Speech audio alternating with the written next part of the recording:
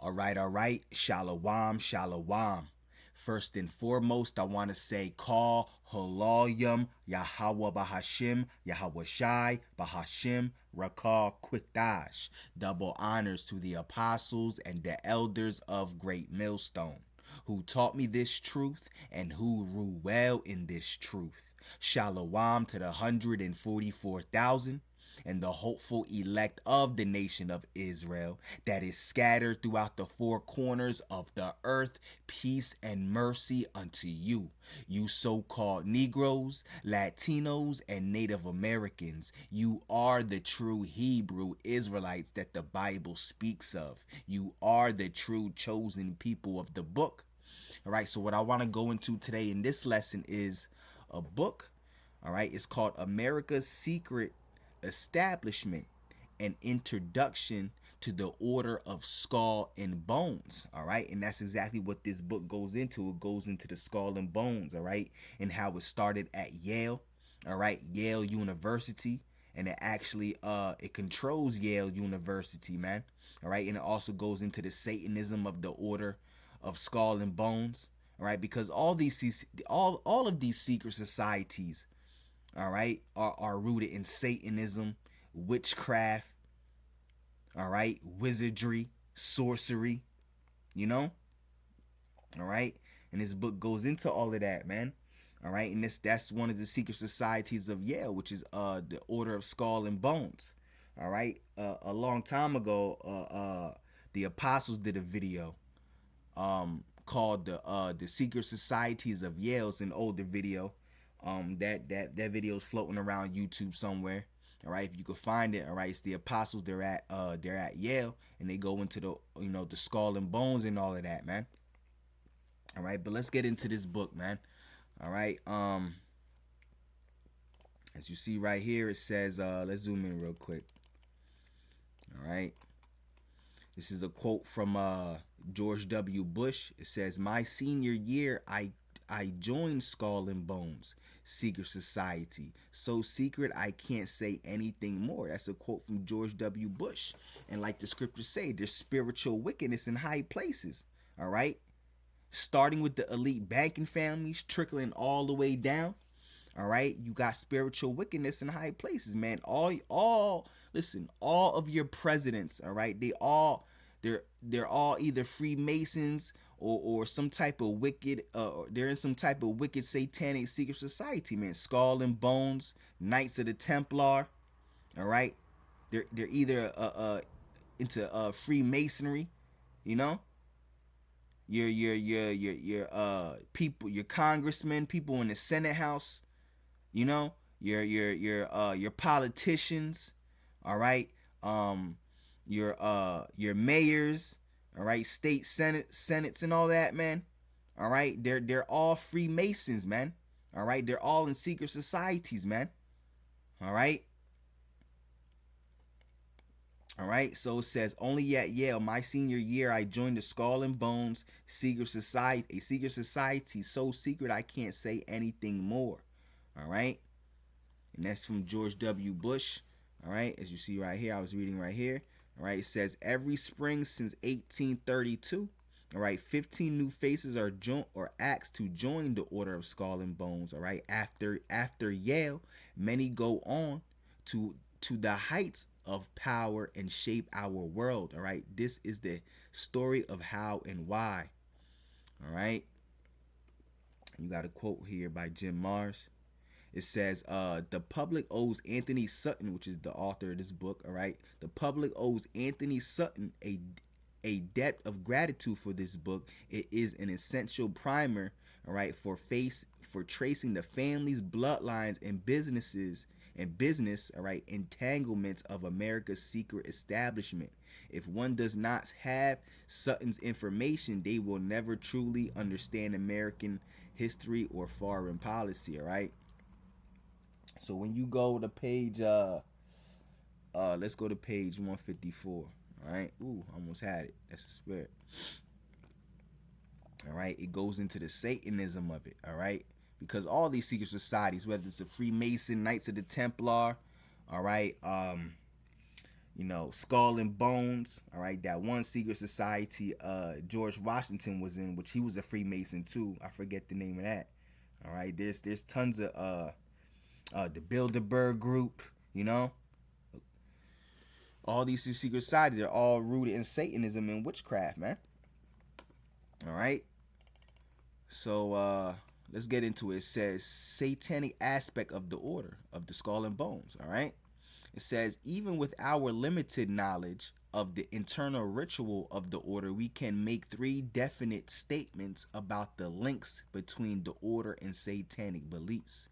All right. These observations should be seen as a start point for further research and consideration.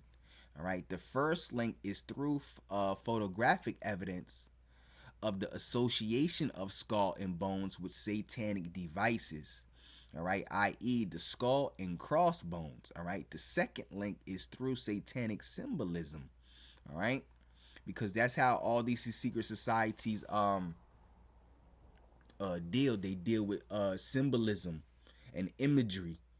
All right. Codex Magica by Tex Mars goes into that, man. All right, all the imagery of the Illuminati and Freemasons and the Skull and Bones and Knights of the Templar and many other different secret societies. All right, satanic secret societies, man. All right, Illuminati and all of that, man.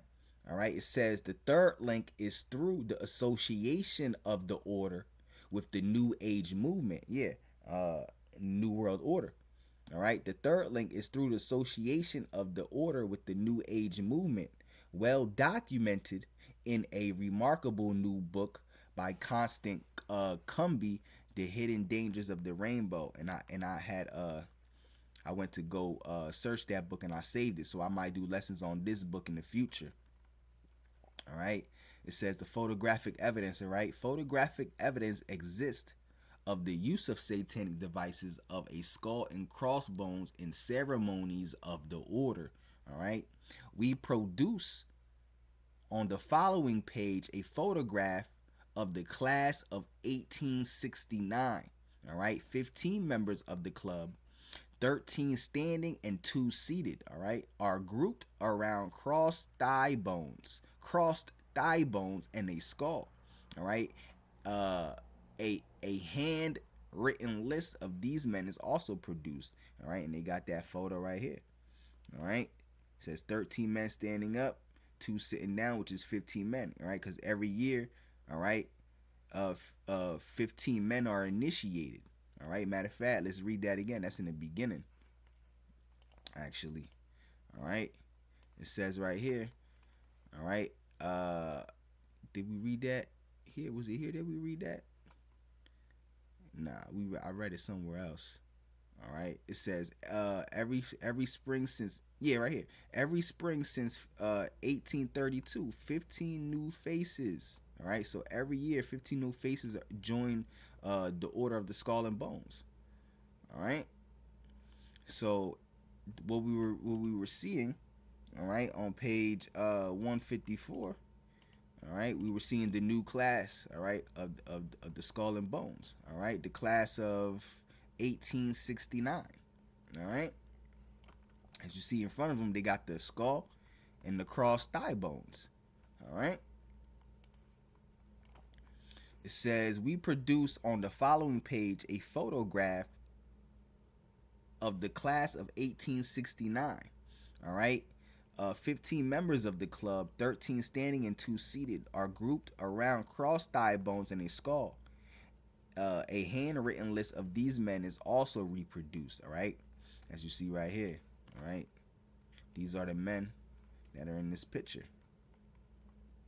All right, it says in the background is a grandfather clock. Woo. All right, in the background you see the grandfather clock. All right, it says in the background is a grandfather clock from 1833 to the present time. A grandfather clock is presented to each knight upon initiation and stays with him throughout his life as a memento of what is called the Bones experience. We also reproduce 2 other photographs of other classes seated around skull and bones. According to other evidence, at least 3 sets of skulls and assorted bones are kept within the Bones Temple at Yale campus. That's crazy, bro. All right, on the Yale campus. All right, it says an obvious point is that these bones and skulls are former human beings. All right, instead of sacred treatment, they are exhibited and used for ceremonial purposes. Yeah, witchcraft, satanic witchcraft ceremonies, man. All right, where the bones should be resting decently in a grave, they have become the center of a secret ceremony. In brief, the photographs revealed the men portrayed as grave robbers who reject human dignity and decency and use satanic devices. All right, as you see the men right here. All right, let's go to the next page real quick. All right, it says the satanic symbolism of the skull. All right, so let's read this. Zoom in real quick. All right, hold on, let me zoom out real quick. Let me see where I'm at. All right. So it says the satanic symbolism of the skull. All right. It says artist Elizabeth Stuckey the first, all right, has commented on the mask and the skull in modern art and the symbolic meaning. All right. The skull, mortality unmasked. All right. It says the opposite of the mask is the skull. All right. It says the face of the person is a fleshly skin worn between the two, right? People who deny the person as made in the image of God directly and individually created and loved by him will seek either of these exits to be truly human, all right? And the only ones who are loved by God are the Israelites, all right?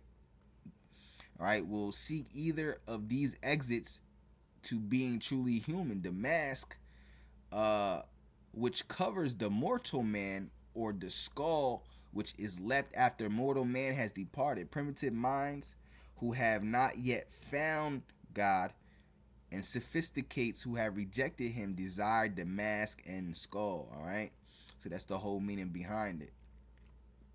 All right, it says collectivist artist Picasso, darling of New York, establishment elitist, all right, was also preoccupied with skulls in a manner very similar to members of Skull and Bones. The preoccupation is portrayed by Leo Steinberg in Art News, October 1971.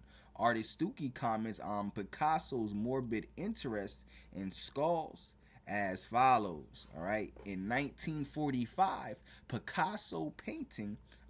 1945, Picasso painted Skull and Picture. All right, Leo Steinberg states that in it, the light's character is consistently altered. All right, the light is as hard as an axe blade, not softly spiritual. Steinberg also gives the painting a Freudian interpretation of sexuality and interprets the picture to be the receiving part in a satanic annunciation. All right. He refers to Morgenstern's poetry on sex and the skull. In this article, he feels that Picasso projected himself into the skulls. He made 8 skulls in 1 week as a method of mastering his fear of death. In 1930, Picasso was self-projecting into the Minotaur monsters he painted. He had painted skulls all along. All right. An earlier one in 1907 is in a still life now in Leningrad. All right. In the same year, he discarded the idea of using a skull in his Demoiselles d'Avignon. All right. Which is one of his paintings, I guess. All right. It says in the mid 1940s, all right, he used it as a mask. He used it as a mask on an owl or on a horse face. Let me look this up real quick. Let me look up this painting real quick. See what it looked like.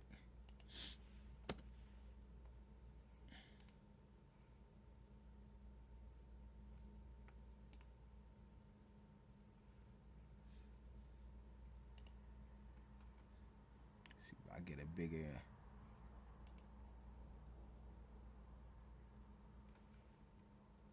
All right, that's it right there. All right, that's what it looked like. Let's see if I get a bigger. Yeah, there you go.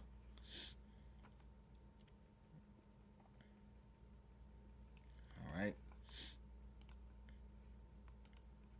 So let's it says in the mid 1940s he used it as a mask on an owl or on a horse. All right.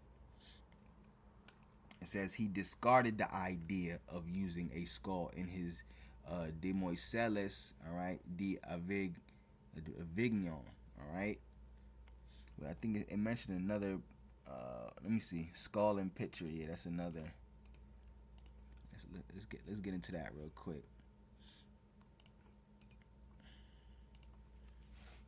Yeah. Oh, okay. All right. That's his painting.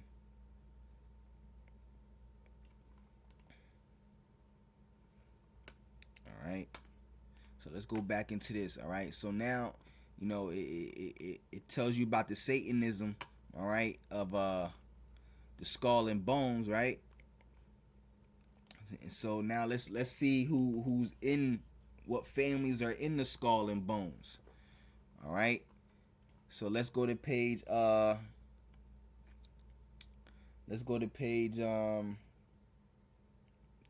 I had written it down. Let me zoom out real quick. All right, let's go to page 28.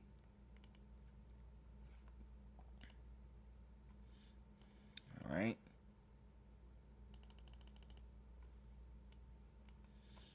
So we covered the Satanism of the skull and bones. All right. Now it says who is in this secret society.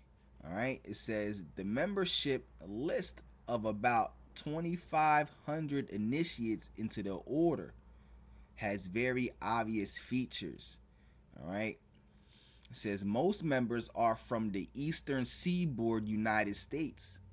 As late as 1950, only 3 members resided in Los Angeles, California, but 28 members resided in New Haven, Connecticut. All right. Let me zoom back in. It says members are all males and almost all white Anglo-Saxon Protestants. All right. It says in great part they descend from English Puritan families. Their ancestors arrived in North America in 1630 through 1660 period. All right. These Puritan families either intermarried with financial power or invited in sons of money moguls, e.g. Rockefeller, Davidsons, and Harrimans. And you should know about those families, all right? All right, at least the Rockefellers, all right, whose sons became members of the order, all right? It says this preliminary information we can derive hypothesis 1, all right? There exists in the United States today and has existed since 1833 a secret society comprising members of old line American families and representatives of financial power. Of course, man. We know this, man. All right. It says the chart on page 19 presents a simplified layout of this hypothesis. Full information remains for a later book. For now, we'll give details of just 2 key families, the Whitneys and the Harrimans. All right. So these are prominent families in the skull and bones, man. All right. It goes into the Whitney family. It says the Whitney family. All right. A key family is the Whitneys. All right. Descended, all right, from English Puritans who came to the U.S. about 1635 and settled in Waretown, Massachusetts. 8 Whitneys have been members of the order of the skull and bones. All right. Of these, 3 had brief lives. Emerson Cogswell Whitney died a few months after initiation, and Edward Payson Whitney disappeared in 1858, all right, according to his biographer. However, 3 Whitneys, William Collins Whitney and his 2 sons, are the core of the Whitney influence in the order, which survives today through the Harriman family and intermarriage with Paynes and Vanderbilts. All right, then it gives you the Whitneys in the order, man. All right, and then it gives you of all the families of the order, man. You know, you got the Rockefellers, all right. You should know who that family is. The Bundy family, all right, which, you know, there's another book called Bloodlines of the Illuminati written by Fritz Springmeier, all right. It goes into those families, man. The Bundy family, the Rockefeller family, all the Illuminati bloodlines, man. All right. So these are all the families of the skull and crossbones. Yeah, the skull and bones. All right. So it says William Collins Whitney, all right, is a fine example of how members of the order rise to fame and fortune. All right, W.C. Whitney was initiated in 1863, and by 1872 had only advanced his career to inspector of schools for New York. However, in the last 3 decades of the century, he rolled up a massive fortune, became a power behind the throne in the Cleveland administration, and directed the often unscrupulous activities of a cluster of capitalists known as the Whitney Group. All right, a brief quotation suggests the power that Whitney amassed in a brief 30 years. This is a list of Whitney estates at the turn of the century. All right, it says a city residence in New York, a Venetian palace, and 5,000 acres in Whitley Hills. All right, near Jamaica. All right, L.I. a Sheep's Head Bay House. This is all his assets, man. All right. A Sheephead Bay House with a private tract covering 300 acres, a mansion at Berkshire Hills, Massachusetts with 700 acres of land, October Mountain House with a large tract of land, Stony Ford Farm, New York, used in an auxiliary to his Kentucky stock farm, all right? An Idiron Dat Game Preserve of 16,000 acres, a lodge at Blue Mountain Lake with a fine golf course, a bluegrass farm of 3,000 acres in Kentucky, and an in-state in Aiken, South Carolina, comprising a mansion, race course, and a 2,000 acres of hunting land. All right.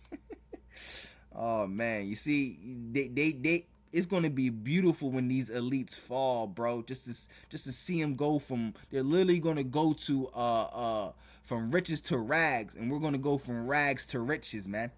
All right, they gained all this just to lose it all, just to go into chains and just to go into shackles, man. All right, when Yahweh Shai returns, all right, that's what the elite banking families have coming to them, man. Chains and shackles.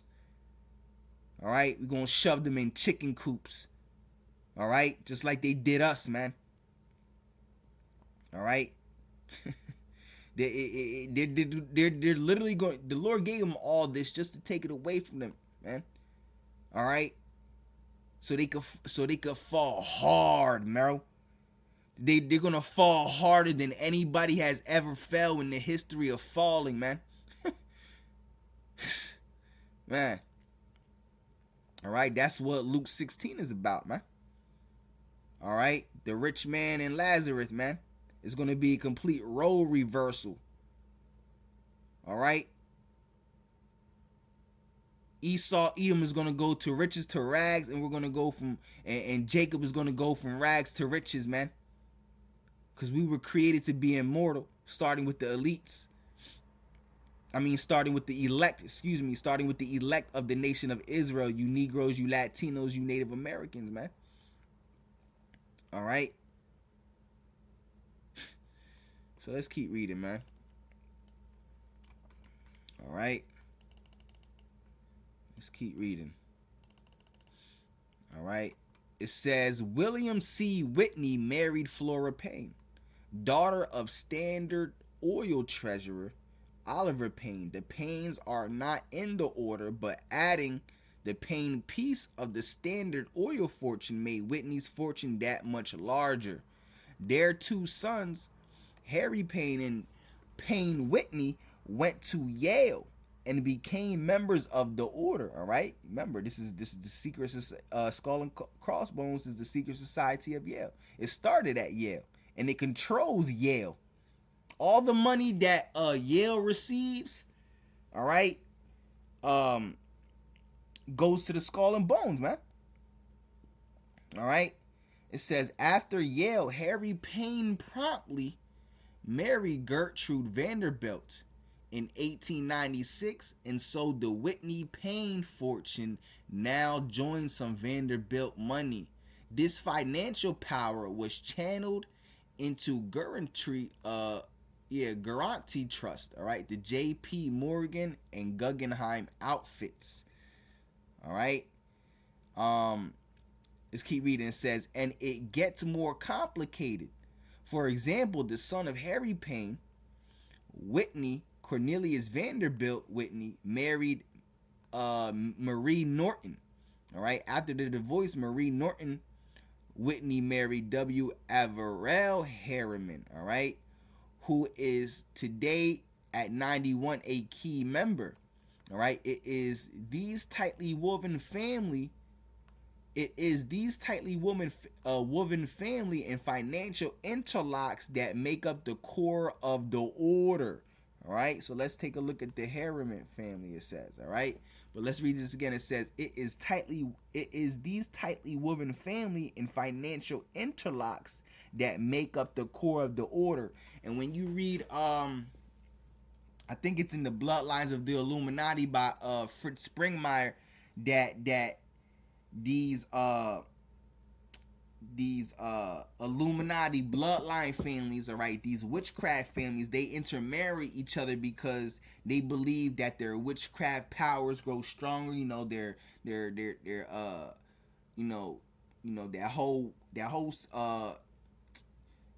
that witchcraft, it just gets more powerful.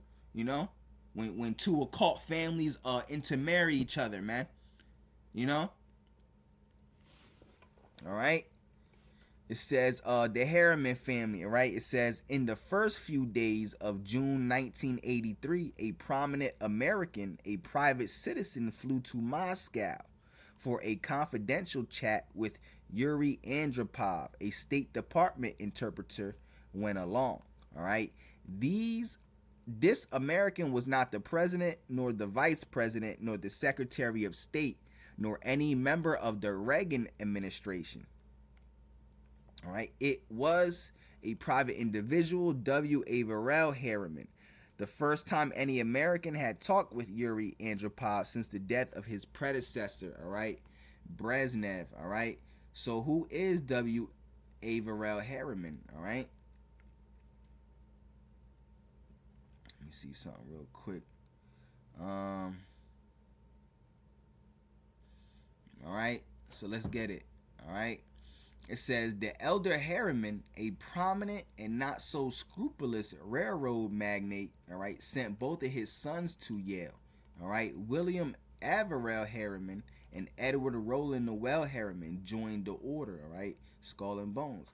All right, a good example of how old line families in the order absorb new wealth families. Although as history has unfolded, it may be that Harriman and his fellow investment bankers have dominated the direction of the order in the past few decades. As you see right here, it says right here, a good example of how the old line families in the order absorb new families. Yeah, the occult families always intermarry because they believe that their satanic powers and witchcraft powers, they just combine and get more stronger and stuff like that, man. All right. Let's keep reading. Let's go. All right, it has a Wall Street Journal right here. All right, let's read. All right, and I think this will be it, and then I might do a part 2.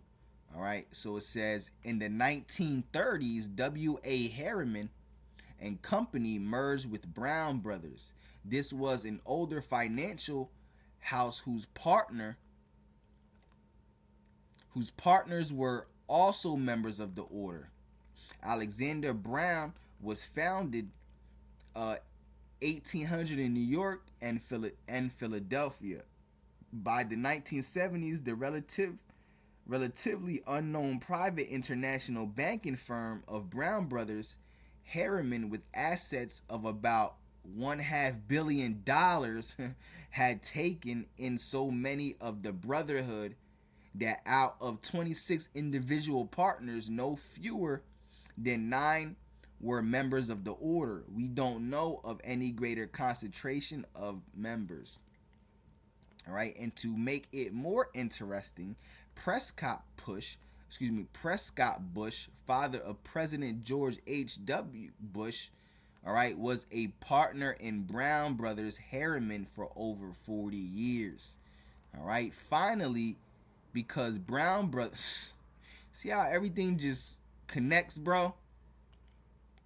All right, finally, because Brown Brothers Harriman is a private banking firm, it has relatively no government supervision and does not publish an annual report. In other words, we know nothing about its operations. All right, at least we know nothing from Brown Brothers Harriman sources. All right, here's a lineup of the Brown Brothers Harriman partners who were also members of the order in the mid 1970s. All right, so it gives you them right here. All right, but read this again. All right, I want to read this part. It says, and to make it more interesting, Prescott Bush, father of President George H.W. Bush, all right, was a partner in Brown Brothers Harriman, all right, for over 40 years. All right, so bloodlines go back, bro. Like, you know, the bloodlines of presidents go back, man. All right, like for example, President William Taft. All right, his father, Alfonso Taft, all right, was the one that started the Skull and Bones with another man named William Russell. All right, so like everything just connects, bro. Like, all right, it's worth thinking about this concentration of names and the power it represents in the light of outside comments on the order over the years. All right, after the title page of this volume, we reprint the verse of an anonymous Yale student of the 1870s. He commented on the requirement to put the order ahead of all else. All right, the editor of the Iconoclast, also in the 1870s, wrote, and on their breast they wear a sign, all right, that tells their race and name. It is the ghastly badge of death, and from his kingdom came the son of Satan, son of sin, the enemy of man. All right. Another writer in the 1870s called the order the Brotherhood of Death. All right. Outside already in the doubtful dawn. All right. Thither from this side and from what? Slow sweep. All right. And settled down in silence solidly, crow wise. All right. The frightful brotherhood of death, black hatted and black hooded, huddled they with black cravats a dangling from each neck. So take they their grim station at the door, torches lit, skull and crossbones, banners spread. Yeah, that shit sound crazy, bro. All right, it's like satanic. Yeah, it is, man. Satanic shit, bro. All right, that's all these secret societies are, man. All right, All right, then it gives you the British connection. All right, it says Ron Rosenbaum in his 1977 Esquire article a century later was no less caustic. Rosenbaum called it a mafia. All right, from evidence to be presented later, this author would term the order an international mafia, unregulated and all but unknown. All right.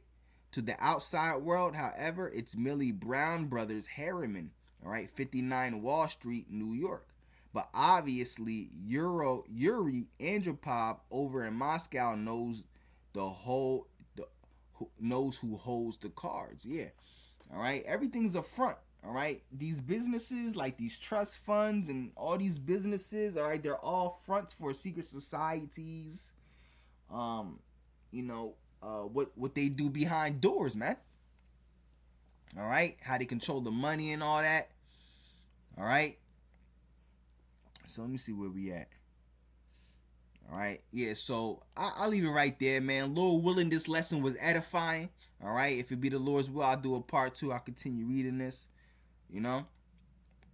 All right. Lord willing, this lesson was edifying. All right. Yahweh Bahashim, Yahweh Shai Rattazah, this lesson was edifying. All right.